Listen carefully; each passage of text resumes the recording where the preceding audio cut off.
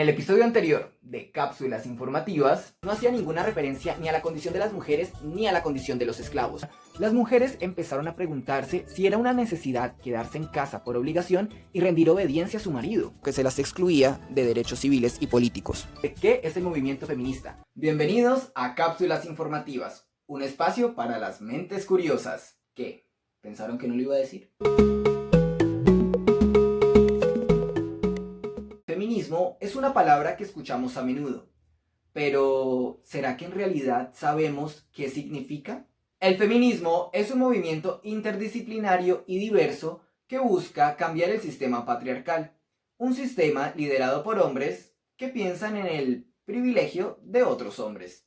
Ojo, esto no quiere decir que el feminismo esté en contra o que odie a los hombres, es solo que piensa que derrocando el patriarcado se puede llegar a la igualdad de derechos y condiciones entre los géneros. Ahora bien, teniendo esto claro, me gustaría que volviéramos a abordar el barco que zarpó el episodio pasado, en el que navegamos sobre la primera ola del feminismo, que para algunos enfoques académicos no se puede considerar como la primera ola del feminismo, sino como un estado previo al movimiento feminista. Años después de la derrota que significó la imposición del Código Napoleónico y la exclusión de las mujeres en cuestión de derechos, apareció el sufragismo, y con él la segunda ola del feminismo.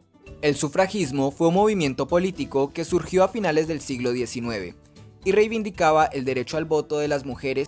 Este se gestó en los dos países anglosajones más importantes del momento, Inglaterra y Estados Unidos.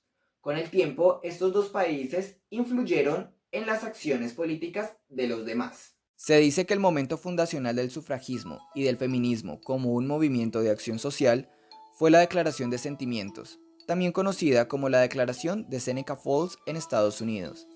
El documento fue presentado en 1848 por Elizabeth Cady Stanton y Lucrecia Mott, quienes lideraban un grupo de talante liberal que se dedicó a estudiar las condiciones y derechos sociales, civiles y religiosos de la mujer.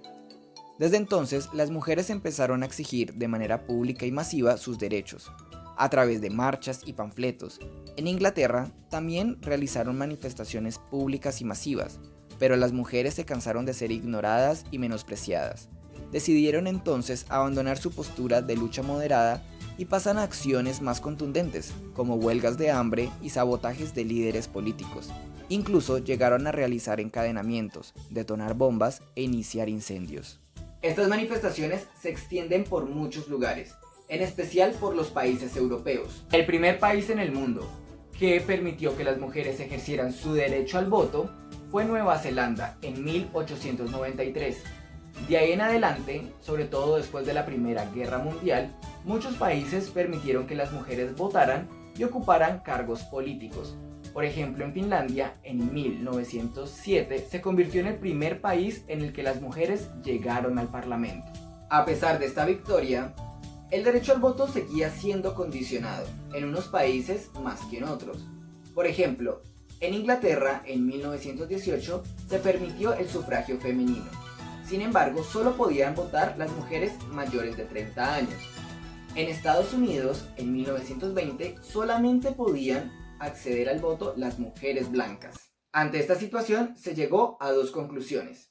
La primera, que el sufragismo fue principalmente un movimiento de mujeres blancas burguesas, y la segunda, que debían empezar a considerarse mujeres que vivían otras realidades. Es así como toman relevancia figuras como Sojourner Truth, una mujer afroestadounidense que nació bajo la esclavitud y habló por primera vez de la doble exclusión que vivía por su color de piel y por ser mujer.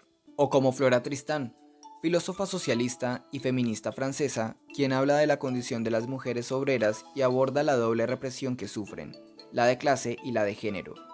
Durante el periodo entre la Primera y la Segunda Guerra Mundial, muchas mujeres ya habían accedido al voto y también a la educación universitaria.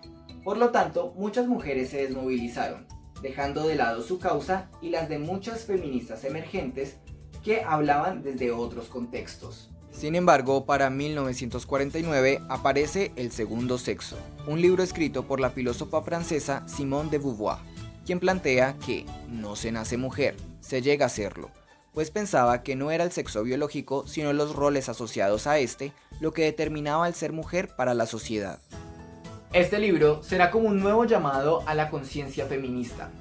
De esta manera empieza la tercera ola del feminismo. Hacia las décadas del 60 y del 70 se empiezan a identificar dos corrientes del feminismo. Por un lado, el feminismo liberal que busca la igualdad de género y de derechos.